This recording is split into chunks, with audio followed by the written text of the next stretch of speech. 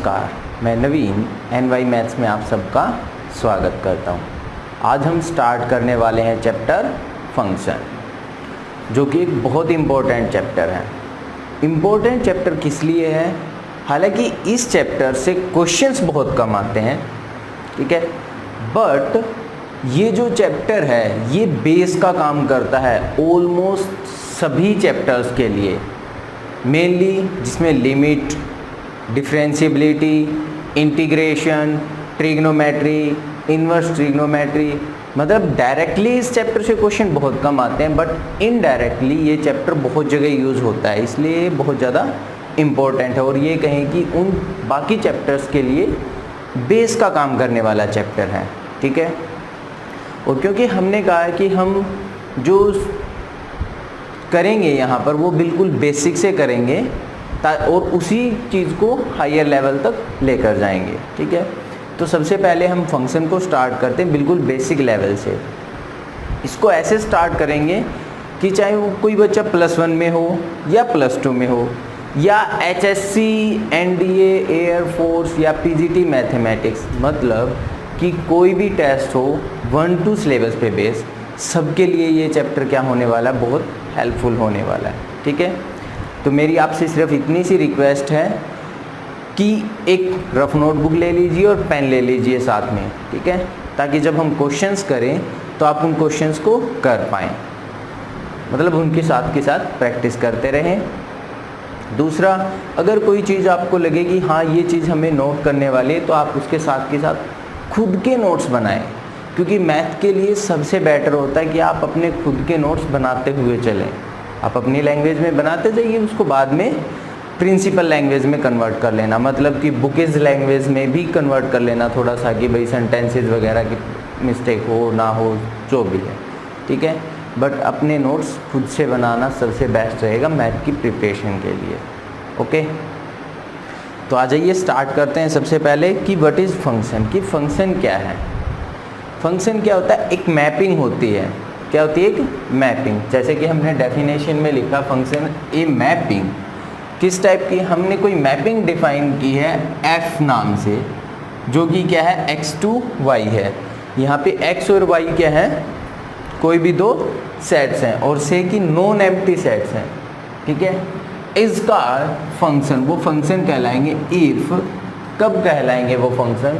For every x belongs to x, every x belongs to x, कि इस x में जितने भी एलिमेंट हैं उनके लिए देयर एग्जिस्ट, ये सिंबल होता है देयर एग्जिस्ट के लिए, मैंने कंप्लीट राइट नहीं किया, there exist, there exist a unique y belongs to y, एक y बिलोंग्स टू y होगा, मतलब कि इसके प्रत्येक एलिमेंट के लिए इसके अंदर एक यूनिक एलिमेंट होगा, और वो किस टाइप से डिफाइन होगा?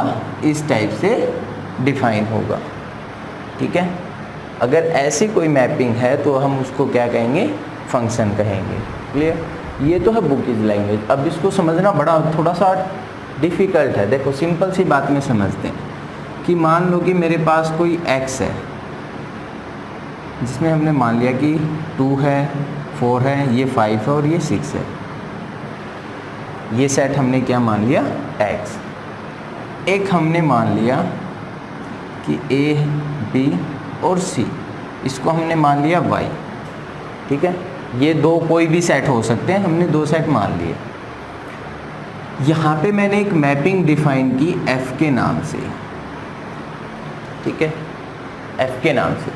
अब ये कहता है कि ये फंक्शन होगा, ये फंक्शन होगा कब? इफ़, पहली कंडीशन क्या है? इसके प्रत्येक एलिमेंट के लिए यहाँ पे एक एलिमेंट होना चाहिए, और उस पे जब मैं f अप्लाई करूँ तो वो उस पे जाना चाहिए। मान लो कि 2 जो है वो a पे जाए, यानी कि मैंने जब f ऑफ 2 किया होगा तो ये किसी a के इक्वल आया, इस टाइप से, मतलब 2 के लिए यहाँ पे क्या है? a है, ठीक है। सेम ऐसे ही 4 के लिए मान लेते हैं कि क्या है? b है। 5 के लिए हमने मान लिया क्या है? c है। अब अगर मैं इस टाइप से मैपिंग डिफाइन करके दे देता हूँ आपको, तो क्या आप बता सकते हैं कि ये मैपिंग होगी या नहीं होगी? तो ये नहीं होगी। देखो मैंने क्या लिखा है, सबसे पहली बात, for every x belongs to x, भाई x के अंदर जितने एलिमेंट हैं उनके लिए यहाँ पे एक एलिमेंट होना चाहिए। क्या 6 के लिए एलिमेंट है? नहीं है। अगर ऐसा है तो ये मैपिंग नहीं, ये फंक्शन नहीं है। मैपिंग है, ये फंक्शन नहीं है। क्लियर? अगर मैं क्या कर दूँ, 6 को भी मैं ऐसे बना दूँ, मान लो कि ये भी किस पे चला गया, C पे, क्या अब ये मैपिंग है? एक और कर लेते साथ में कि 6 यहाँ पे भी चला गया, ठीक है। 6 को मैंने B पे भी भेज दिया और 6 को मैंने C पे भी भेज दिया। अब देखो, for every x belongs to x, यहाँ पे एक एलिमेंट हो गया भाई, x का प्रत्येक एलिमेंट वहाँ पे रिलेट है, ठीक है। इट मीन्स क्या ये मैपिंग है? अब भी हम कहेंगे कि ये मैपिंग नहीं है। क्यों नहीं है? क्योंकि अब मैंने सेकंड वर्ड भी बोला है। देखो क्या कह रहा है कि इस प्रत्येक एलिमेंट के लिए एक एलिमेंट तो होना चाहिए y के अंदर, बट वो यूनिक होना चाहिए। जबकि हमने यहाँ पे b के लिए 2 एलिमेंट बना दिए कि b c पे भी जा रहा है और 6 जो है वो c पे भी जा रहा है और 6 जो वो d पे भी जा रहा है। इसके प्रत्येक एलिमेंट के लिए यहाँ है, बट 6 के लिए जो गई है वो यूनिक नहीं है, वो 2 गई हैं, ठीक है। 6 जो है वो 2 एलिमेंट्स पे जा रहा है। इट मीन्स ये भी फंक्शन नहीं है, ठीक है। अगर मैं इसको यहाँ से एक को हटा देता हूँ, अब ये मेरे पास फंक्शन है। अब ये क्या है, मेरे पास फंक्शन है। क्लियर? अब इसी चीज़ को हम एक थोड़ा सा इजी वे में भी याद कर सकते हैं। देखो मान लो कि ये कोई बेटा है, इसको हम ऐसे याद करते हैं, f क्या कोई रिलेशन बनाओ, f रिलेशन हो गया, ये बेटे वाला सेट है, ये क्या है उसकी मदर सेट है, मतलब मदर से रिलेटेड है। एक बच्चे की, यानी कि एक बच्चे की एक माँ होगी, या ये कहें कि प्रत्येक बच्चे की कोई ना कोई माँ तो होगी। ऐसा तो नहीं है कि वो आसमान से टपक जाएगा, ठीक है। प्रत्येक बच्चे की कोई ना कोई माँ होगी। Every x belongs to x के लिए इमेज हो गई, प्रत्येक बच्चे की एक माँ होगी, यानी यहाँ पे कोई भी एलिमेंट फ्री नहीं रहेगा, ठीक है। उसके बाद इसने क्या कहा कि यहाँ पे आए, क्या एक बच्चे की 2 माँ हो सकती हैं?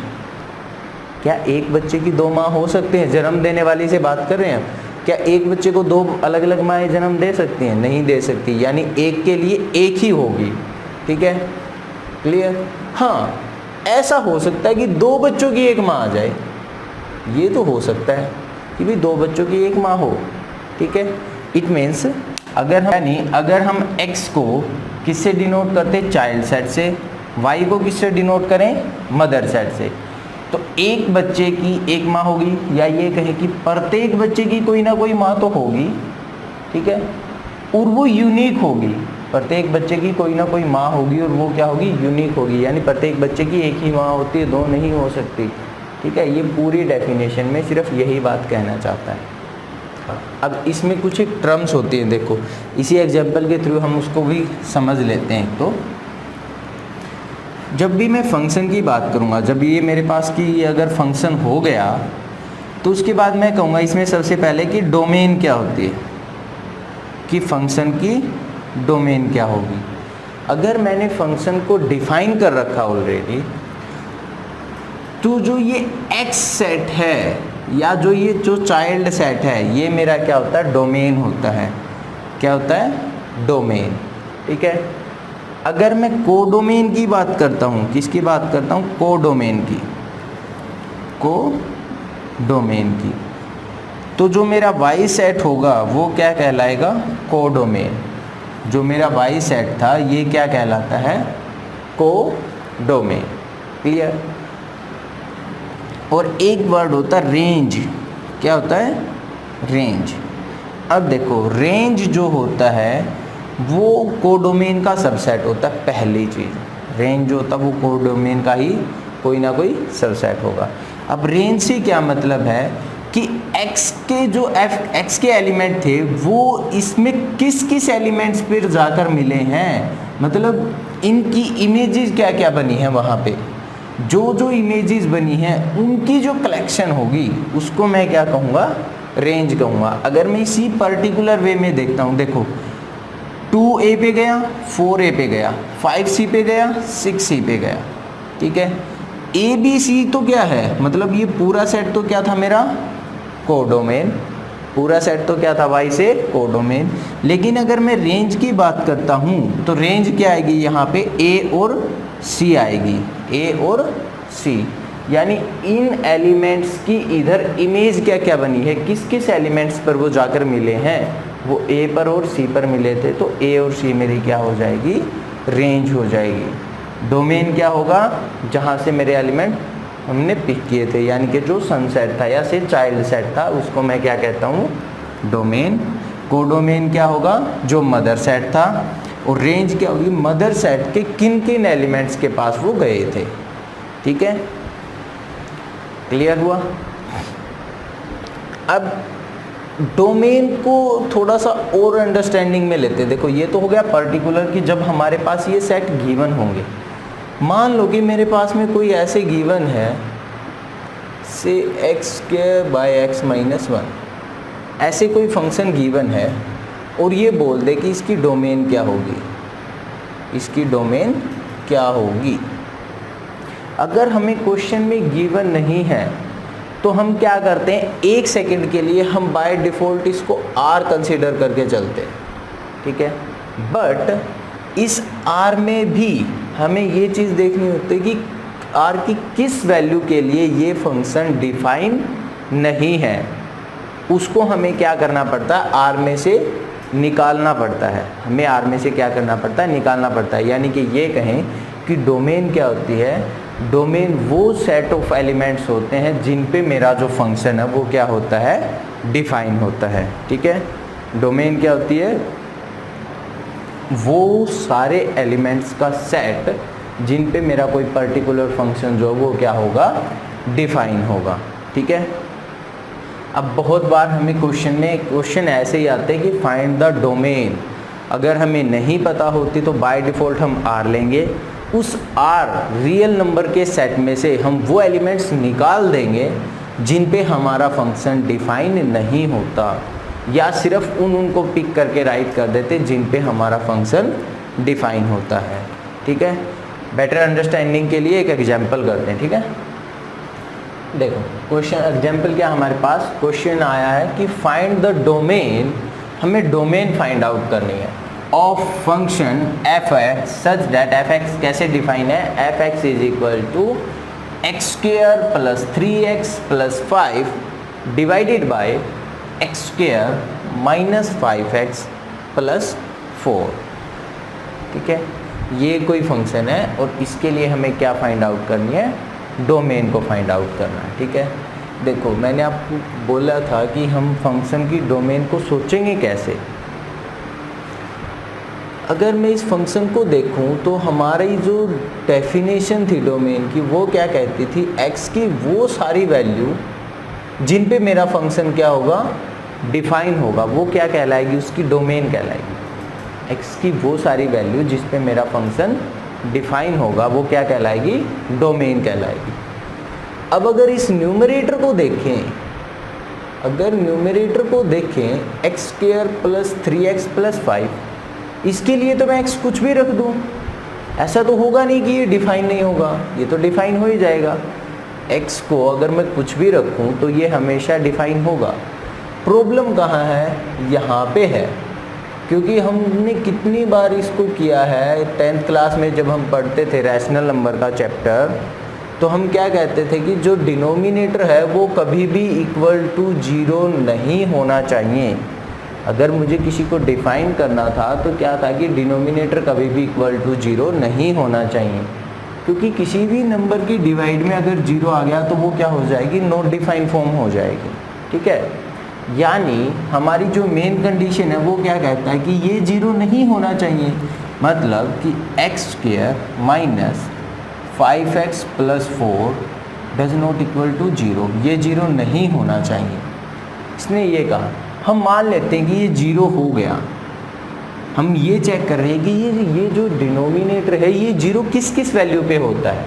हम वो वैल्यू निकाल लेते हैं और फिर क्या करेंगे, आर में से उन वैल्यूज़ को निकाल देंगे, ठीक है, क्योंकि बाकी सब पे तो ये डिफाइन हो जाएगा। अगर मैं इसको फैक्टराइज करता हूँ तो क्या x square minus 5x plus 4, ठीक है, तो क्या मैं इसको x minus 4 x minus 1 right कर सकता हूँ इक्वल टू 0। चेक कीजिए, अगर इसको हम फैक्टराइज करेंगे तो ये हमारे फैक्टर्स आ जाएंगे, ठीक है। अगर यहाँ से चेक करें तो x की वैल्यू क्या आ गई 1 और 4, x की वैल्यू क्या आ गई 1 और 4, यानी x की वैल्यू जब 1 आएगी तब भी ये डिनोमिनेटर 0 होगा और x की वैल्यू 4 आएगी तब भी ये डिनोमिनेटर 0 हो जाएगा। बाकी किसी भी केस में जो डिनोमिनेटर है वो इक्वल टू 0 नहीं हो सकता, ठीक है। अगर बाकी केसेस में 0 नहीं हो सकता तो जो हमारा फंक्शन है उसकी डोमेन क्या बन जाएगी, बाकी सब, यानी आर में से डिफाइन किस पे नहीं है, किस पे डिफाइन नहीं है, एक तो ये 1 पे डिफाइन नहीं है और एक ये 4 पे डिफाइन नहीं है। यानी ये जो है रियल नंबर में से मैंने किस एलिमेंट को निकाल दिया, 1 को और 4 को निकाल दिया, तो ये जो बाकी अब जो सेट रह गया ये पूरा, ये मेरा क्या हो जाएगा, डोमेन हो जाएगा, ठीक है। क्या हो जाएगा, डोमेन। यानी डोमेन क्या होता है, x की वो वैल्यूज़ जहाँ पे मेरा फंक्शन डिफाइन होता है, ठीक है, वो हमारा क्या हो जाएगा, डोमेन हो जाएगा। क्लियर। एक क्वेश्चन और ट्राई करें ताकि और अच्छे से समझ आ जाए हमें, ठीक है। देखो नेक्स्ट एग्जांपल क्या है हमारे पास, find the domain of f(x). कोई f(x) फंक्शन गिवन है हमें इस टाइप से और इसका हमें क्या निकालना है, डोमेन फाइंड आउट करना है। क्या फाइंड आउट करना है, डोमेन। और ये क्या है, लेवल 2 का क्वेश्चन है। देखो इस अब जो हम वीडियो बनाते जाएंगे, जो वर्क करेंगे, उसमें मैं आपको लेवल ज़रूर मेंशन करके दूंगा। एक अगर सिंपल है बिल्कुल, मतलब वो सभी के लिए है, यानी कि ये कहें कि HSC वाले बच्चे या NDA। लेवल 2 में जो क्वेश्चंस आएंगे वो मेनली HSC और NDA से ही रिलेटेड होंगे, और जो लेवल 3 का क्वेश्चन बनेगा वो मेनली होगा PGT के लिए या मैथ के किसी हायर लेवल टेस्ट में, मतलब IIT JEE वगैरह का क्वेश्चन होगा, ठीक है। तो ये लेवल 2 का क्वेश्चन है। देखो क्या कह रहा है कि फाइंड द डोमेन, हमें इस पूरे फंक्शन की क्या निकालनी है, डोमेन फाइंड आउट करनी है। मतलब हमें x की वो वैल्यूज़ निकालनी है जिस पे मेरा फंक्शन क्या होगा, डिफाइन होगा। क्लियर। अब अगर क्वेश्चन लास्ट टाइम की तरह होता, मतलब कि अगर स्क्वायर रूट नहीं होता ऐसे, तो हम फिर भी कुछ सोच पाते। अब ये क्या हो गया भाई, ये और भी कॉम्प्लिकेटेड हो गया कि इसने स्क्वायर रूट भी दे दिया। तो हमें कैसे सोचना है, देखो पहली चीज़, स्क्वायर रूट के अंदर कौन सी वैल्यू डिफाइन होती हैं, 10th क्लास में आप पढ़ चुके हैं, ठीक है। स्क्वायर रूट के अंदर हमेशा पॉजिटिव वैल्यूज़ ही डिफाइन होती है, यानी कि मैं √4 की वैल्यू तो बता सकता हूँ लेकिन √-4 की वैल्यू मैं नहीं बताता, ठीक है। तो ये कैसी फॉर्म थी, नॉट डिफाइंड फॉर्म थी। यानी कि जब हम बात कर रहे थे कि if d is less than 0, discriminant अगर 0 आ जाता है तो वो वहाँ पे जो रूट्स होते वो इमेजिनरी बनते, हम उनको डिफाइन नहीं कर पाते थे, ठीक है। तो सेम वही चीज़ ये बोल रहा है कि पहली चीज़, अगर ये स्क्वायर रूट के अंदर है तो मतलब ये जो स्क्वायर रूट के अंदर वाली टर्म है x² x + 1 की पावर 10 x - 2 की पावर 4 डिवाइडेड बाय x + 4 की पावर 7 x + 7 की पावर 5 और x - 5 की पावर 3, ये क्या होना चाहिए, ग्रेटर देन और इक्वल टू 0 होना चाहिए, ग्रेटर देन और इक्वल टू 0 होना चाहिए। मतलब ये कोई ना कोई पॉजिटिव वैल्यू होनी चाहिए, ठीक है। या से कि नॉन नेगेटिव, पॉजिटिव वैल्यू नहीं, नॉन नेगेटिव वैल्यू होनी चाहिए, क्योंकि 0 ये हो सकता है और 0 हो सकता है, 0 क्या है, न्यूट्रल है। यानी कि स्क्वायर रूट के अंदर जो ये टर्म थी ये क्या होनी चाहिए, नॉन नेगेटिव वैल्यू होनी चाहिए, ठीक है। अब इस टाइप का जब भी क्वेश्चन आएगा आपको एक मेथड ध्यान रखना है। देखो अगर वो मेथड आपको आता है तो आप टैग से क्वेश्चन निकाल सकते हैं, जिसको हम बोलते हैं वेव कर्व मेथड। क्या मेथड है वो, वेव कर्व मेथड। इस मेथड को आज समझ लीजिए, बहुत इंपॉर्टेंट मेथड है ये, बहुत इम्पोर्टेंट है, जिसको हम बोलते हैं 5 स्टार वाला मेथड, वो वाला मेथड है ये, ठीक है। वेव कर्व मेथड में क्या होता है, सबसे पहली बात, जो ये टर्म है ये सारे x के फैक्टर में बन गए, मतलब सारी फैक्टराइजेशन फॉर्म है। अगर इस टाइप की फॉर्म है तो क्या करो, सबसे पहले सारी वैल्यूज़ को x माइनस या x प्लस में कन्वर्ट करो।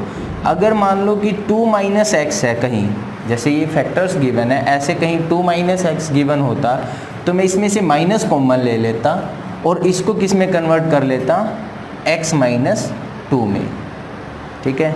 यानी कि या तो x माइनस 2 होगी या x प्लस 2 होगी, मतलब प्लस में तो कोई कन्फ्यूजन होती नहीं है, माइनस वाली में स्पेशली ध्यान रखना कि 2 माइनस एक्स, हमें ऐसी टर्म इसके अंदर नहीं छोड़नी है, हमें सारी टर्म को ऐसे कन्वर्ट करना है, ठीक है भाई। इस टाइप की है उसको उठा के कन्वर्ट कर लो इस टाइप से, माइनस को कॉमन ले लो अंदर से, क्लियर। ये चीज़ क्लियर हो गई कि जो टर्म है मेरी वो इस फॉर्म में नहीं होनी चाहिए हर हाल में, बस इसमें ये ध्यान रखना मेन चीज़ जो है, ठीक है।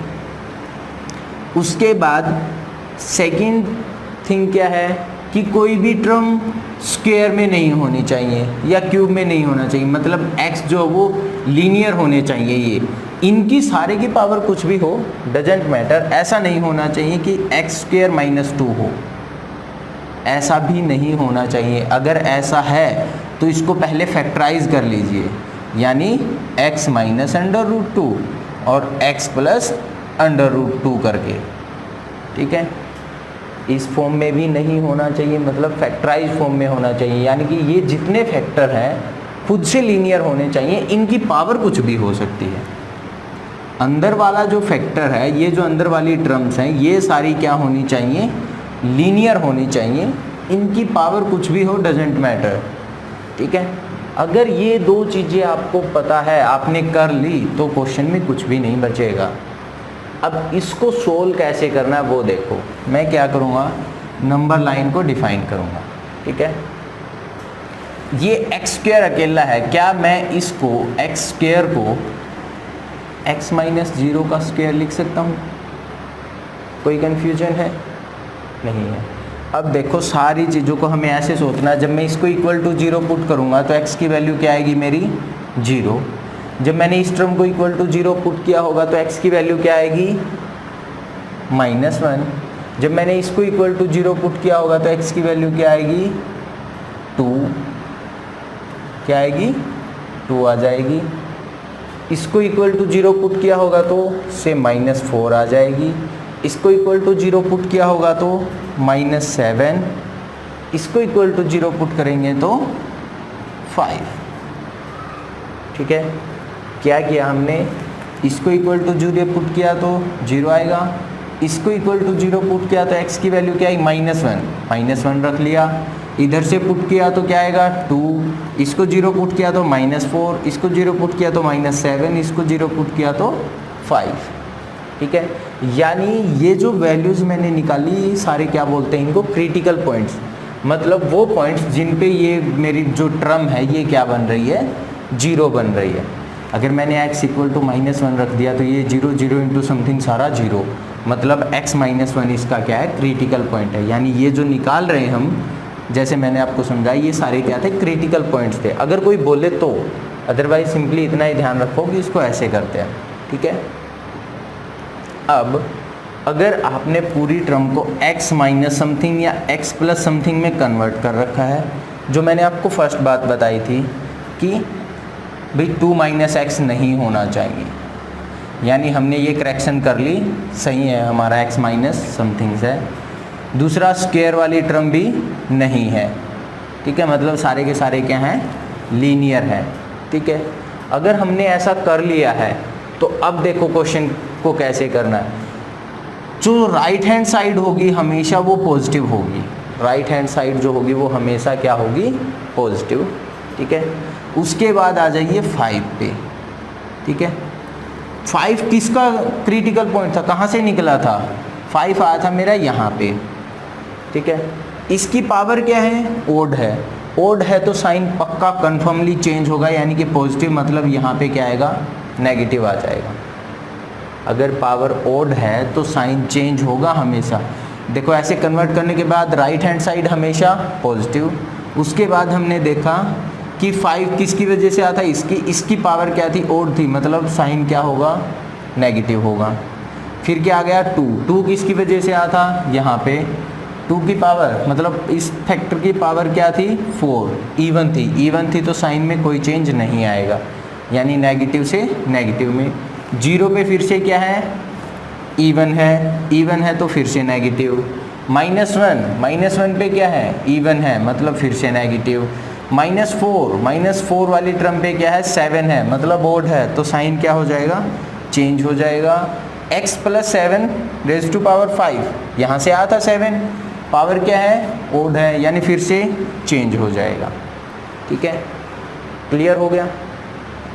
अब पॉजिटिव का क्या मतलब है कि यहाँ पे वैल्यू जो है ये 0 से बड़ी है, ये 0 से क्या है, बड़ी है। और कहाँ पे है, एक यहाँ पे है 0 से बड़ी, बस निकल गई हमारी। यानी कि x अगर 5 से बड़ा है, x बिलोंग करता है किससे, 5 टू इन्फिनिटी। अब 5 पे कैसा आएगा, क्लोज ब्रैकेट आएगा कि ओपन आएगा, वो डिसाइड करेंगे। देखो कैसे पता चलेगा, हमें 5 टू इन्फिनिटी तो हो गया भाई, 5 से बड़ा ऊपर कितना भी चला जाए हमेशा वैल्यू क्या रहेगी, पॉजिटिव रहेगी, क्योंकि मुझे ये टर्म क्या देखना था, ग्रेटर देन इक्वल टू 0 देखना था। ठीक है, अगर अब इसमें एक कंडीशन तो देखो, स्क्वायर रूट ने तो क्या कहा था कि ये पूरी टर्म जो है ग्रेटर देन 0 होनी चाहिए, ग्रेटर देन और इक्वल टू 0। ठीक है, लेकिन जैसे हमने फर्स्ट एग्जांपल में किया था, क्या डिनोमिनेटर 0 हो सकता है, डिनोमिनेटर मेरा 0 नहीं हो सकता। अगर डिनोमिनेटर 0 नहीं हो सकता तो x एग्जैक्टली 5 नहीं हो सकता, x एग्जैक्टली 7 भी नहीं हो सकता, x एग्जैक्टली 4 भी नहीं हो सकता, यानी यहाँ पे ओपन है। ठीक है, मतलब वैल्यू क्या हो गई, अब देखो x क्या होना चाहिए, पॉजिटिव कहाँ है भाई, 5 से ऊपर सारा पॉजिटिव है, लेकिन 5 इंक्लूड नहीं है, मतलब इस टाइप से हो गया। और कहाँ है x पॉजिटिव, इसके अंदर भी क्या है, पॉजिटिव है, यानी -7 और -4 के अंदर पॉजिटिव है, लेकिन ये दोनों ही वैल्यूज़ नहीं है, क्योंकि अगर -7 हो गया तो ये 0 हो जाएगा, ऊपर कुछ भी हो, नीचे अगर 0 आ गया तो नॉट डिफाइंड फॉर्म थी, इसलिए हमने इन दोनों को भी निकाल दिया। मतलब -7 और -4 के साथ में भी पॉजिटिव होगा। क्लियर हुआ, यूनियन क्यों आया, क्योंकि यहाँ से भी पॉजिटिव आता है, यहाँ से भी पॉजिटिव आता है, मतलब इन दोनों से पॉजिटिव आएगा ही आएगा। ठीक है, तो ये हमारी क्या हो जाएगी, डोमेन हो जाएगी। भाई इस वैल्यूज़ के अंदर जो मेरा ये फंक्शन है ये क्या होगा, डिफाइन होगा। ठीक है, क्लियर हुआ ये क्वेश्चन। हमने क्या किया था, स्क्वायर रूट के अंदर टर्म देखी, स्क्वायर रूट की कंडीशन क्या कहती है कि स्क्वायर रूट के अंदर जो टर्म है वो नॉन नेगेटिव होनी चाहिए, मतलब ग्रेटर देन और इक्वल टू 0 होनी चाहिए। फिर मैंने देखा कि सारे फैक्टर मेरे किस में थे, लीनियर फॉर्म में थे। फिर मैंने सेकंड चीज़ चेक की कि x माइनस या x प्लस में थे, कोई भी a माइनस एक्स में नहीं था, यानी कि 2 माइनस एक्स में इस टाइप की फॉर्म में वो नहीं था। ठीक है, ऐसा करने के बाद मैंने इन सब के क्या चेक किए, नंबर लाइन पे क्रिटिकल पॉइंट राइट किए। ठीक है, फिर मैंने देखा कि कहाँ पे राइट हैंड साइड हमेशा पॉजिटिव से स्टार्ट हुई, फिर नेगेटिव आया, फिर ये नेगेटिव आए, क्यों आए, क्योंकि इन सब की पावर क्या थी, इवन थी। पावर इवन थी तो साइन चेंज नहीं होगा। ठीक है, जैसे ही पावर मेरी ओड आई, साइन फिर से चेंज हो गया। क्लियर। फिर मैंने देखा कि क्रिटिकल पॉइंट में डिनोमिनेटर 0 नहीं हो सकता, तो जो डिनोमिनेटर के पॉइंट्स थे वो मैंने निकाल दिए, इस टाइप से नोटेशन डाल दी ताकि मुझे याद रहे कि ये पॉइंट नहीं हो सकते। 5 इंक्लूड नहीं हो सकता, -4 इंक्लूड नहीं हो सकता, -7 इंक्लूड नहीं हो सकता। ठीक है, अब हमने चेक किया कि x पॉजिटिव किस किस में था।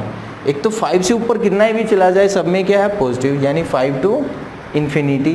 5 इंक्लूड नहीं था इसलिए ओपन ब्रैकेट। ठीक है, यहाँ पे देखा तो -7 और -4 में भी क्या है, पॉजिटिव है, और ये दोनों भी इंक्लूड नहीं है, तो इनके लिए ओपन ब्रैकेट और -7 टू -4 हो जाएगा। क्लियर। ये कौन सा मेथड था, वेव कर्व मेथड। कौन सा मेथड था ये, वेव कर्व मेथड। ठीक है, एक लास्ट क्वेश्चन और कर लेते हैं, ताकि अभी तक जो हमने इसमें भी कंसेप्ट कर लिया वो भी हमें और थोड़ा सा समझ आ जाए, ठीक है। देखो नेक्स्ट क्या है हमारे पास, find the domain of F of X. F of X को इस टाइप से हमें फंक्शन गिवन और इसकी हमें क्या निकालनी है, डोमेन निकालनी है, ठीक है। अब जिसको डोमेन निकालने वाला भी समझ आ गया वो वीडियो को पॉज कर लीजिए और क्वेश्चंस को ट्राई कीजिए, ठीक है। जिसको नहीं समझ आया वो मेरे साथ एक बार फिर से आ जाइए। देखो अगर मुझे डोमेन निकालनी यानी मुझे x की वो वैल्यू चाहिए जिस पे मेरा फंक्शन क्या होगा, डिफाइन होगा। सबसे पहली बात, अगर मैं सिर्फ इसको देखूं तो ये कब डिफाइन होगा, जब स्क्वायर रूट के अंदर नॉन नेगेटिव टर्म आएगी, यानी कि -4 - x must be greater than equal to 0। भाई स्क्वायर रूट के अंदर जो टर्म है वो ग्रेटर देन और इक्वल टू 0 होनी चाहिए ताकि मेरा स्क्वायर रूट क्या हो, डिफाइन हो, ठीक है। एक तो ये हो गया। जब मैंने इसको देखा तो ये क्या कहता है, ये भी यही कहता है कि इसमें भी स्क्वायर रूट है, मतलब कि ये x² - 1 जो है ये ग्रेटर देन इक्वल टू 0 होना चाहिए। स्क्वायर रूट तो डिफाइन ऐसे ही होगा, ठीक है। बट अगर ये इक्वल टू 0 हो गया, अब क्योंकि ये किस में है, डिनोमिनेटर में है, ये जो टर्म है किस में है, डिनोमिनेटर में है, और डिनोमिनेटर में है तो ये 0 नहीं हो सकती। इट मीन्स ये वाली टर्म जो है ये क्या आनी चाहिए, मेरी ग्रेटर देन 0 आनी चाहिए। क्या आनी चाहिए, ग्रेटर देन 0। क्लियर। अगर यहाँ पे बात करें x को मैं उस साइड लेके जाऊँ, x को मैं उस साइड लेके जाता हूँ तो 4 greater than equal to x, मतलब क्या हो गया कि x जो है वो लेस देन इक्वल टू होना चाहिए 4 से। x क्या होना चाहिए, लेस देन इक्वल टू 4 होना चाहिए, मतलब कि -∞ से लेकर 4 तक मेरा x हो सकता है। भाई x जो है वो कम होना चाहिए, किससे, इक्वल और कम होना चाहिए 4 से, तो 4 के इक्वल हो सकता है और उससे कम हो सकता है, यानी ये टर्म आ गई। अब अगर मैं यहाँ पे बात करता हूँ, देखो अभी हमने वेव कर्व मेथड किया है। पहली चीज़, इसको मैं ऐसे डिफाइन नहीं कर सकता, मुझे इसको फैक्टराइज करना होगा, x + 1 x - 1, ठीक है। क्रिटिकल पॉइंट अगर देखें तो क्या बनेंगे, यहाँ से बन गया -1, यहाँ से बन गया +1, यहाँ पे हमेशा पॉजिटिव, यहाँ नेगेटिव, यहाँ पे पॉजिटिव। क्यों, क्योंकि इनकी सभी की पावर क्या थी, 1 थी, मतलब ओड था, मैंने देखते ही समझ आ गया, ठीक है। यानी ये टर्म क्या होगी, ग्रेटर देन 0 होगी, होनी चाहिए। भाई ये वाली टर्म 0 से बड़ी होनी चाहिए। कब होगी ये 0 से बड़ी,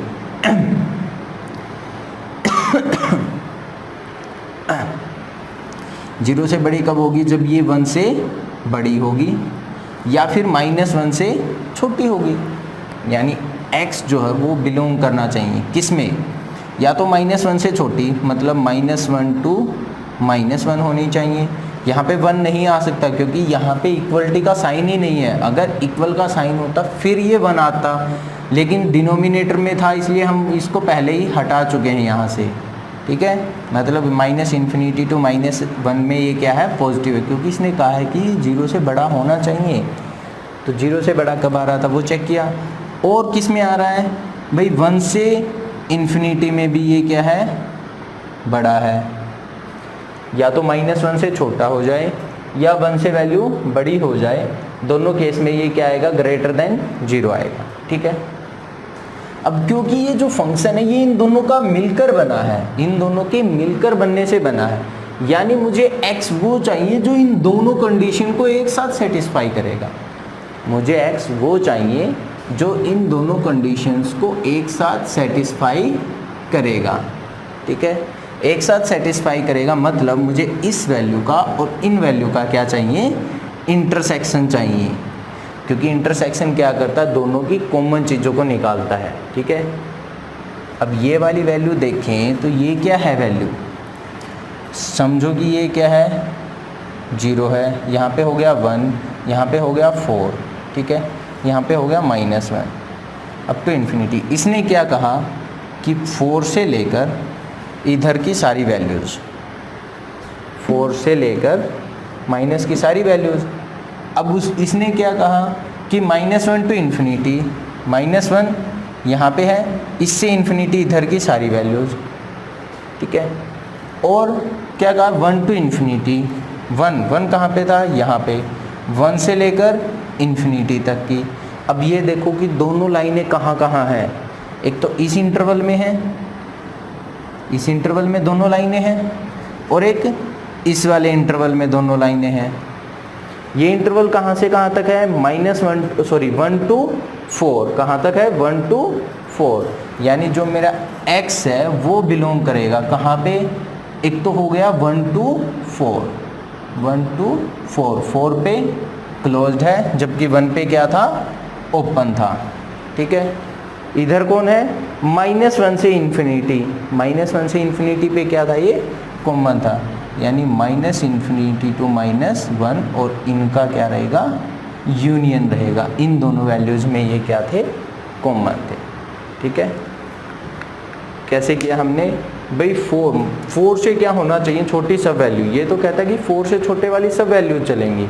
इसने क्या कहा कि या तो 1 से बड़ी होनी चाहिए या -1 से छोटी होनी चाहिए, यानी ये तो क्लियर दिखाई दे रहा है कि -1 से छोटी तो दोनों में सेम है, वो तो हमें देखते ही पता चल गया, -1 से छोटी तो सब चलेंगी, ठीक है।